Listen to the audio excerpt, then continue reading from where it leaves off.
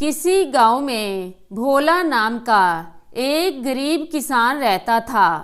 वह हमेशा अपनी गरीबी से परेशान रहता।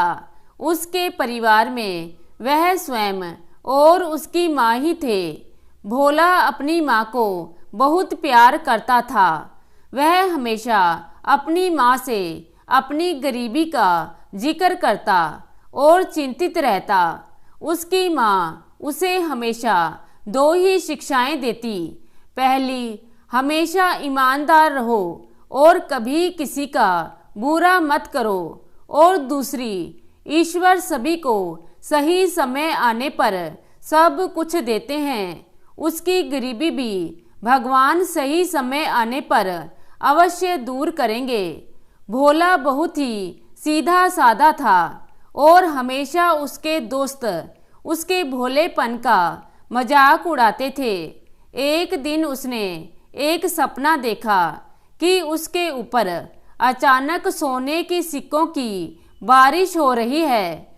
वह इस सपने के बारे में अपने दोस्त रामू को बताता है तो रामू उसका मजाक उड़ाते हुए कहता है, हाँ, मुझे भी सपना आया था कि खेत में सोने के सिक्कों का घड़ा निकला है और मुझे मिलता है। यह कहकर वह हंसता हुआ वहां से निकल जाता है। अगले दिन भोला अपने खेत में रोज की भांति हल चला रहा था कि अचानक उसकी नजर जमीन के नीचे एक घड़े पर पड़ी। वह जैसे ही घड़े को खोलता है, उसकी आंखें फटी की फटी रह जाती हैं। उसमें सोने के सिक्के भरे हुए थे।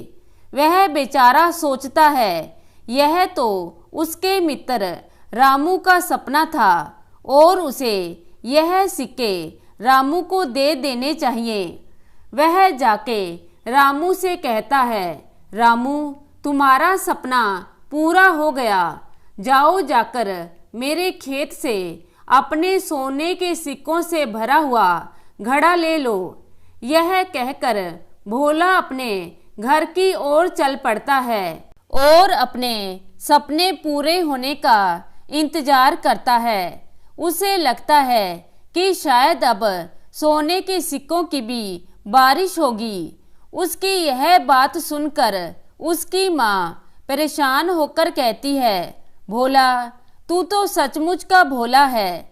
भला सोने की सिक्कों की बारिश होती है क्या?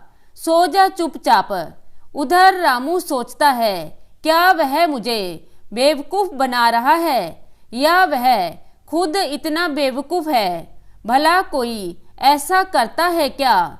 मगर चलो चल के देखता हूँ।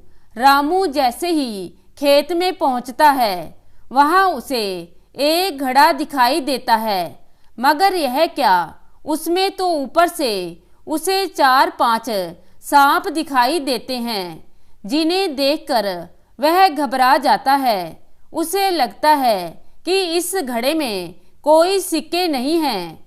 भोला ने नुकसान पहुंचाने के लिए खुद घड़ा यहाँ रखा होगा। रामू सोचता है, आज रात भोला के घर जाऊंगा और भोला की छत से यह घड़ा उसी के ऊपर उल्टा कर दूंगा।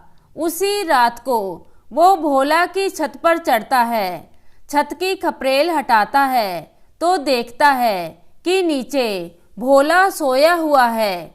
रामू घड़े का ढक्कन हटाता है और पूरा घड़ा भोला के ऊपर उल्टा कर देता है और फिर चुपचाप घर चला जाता है।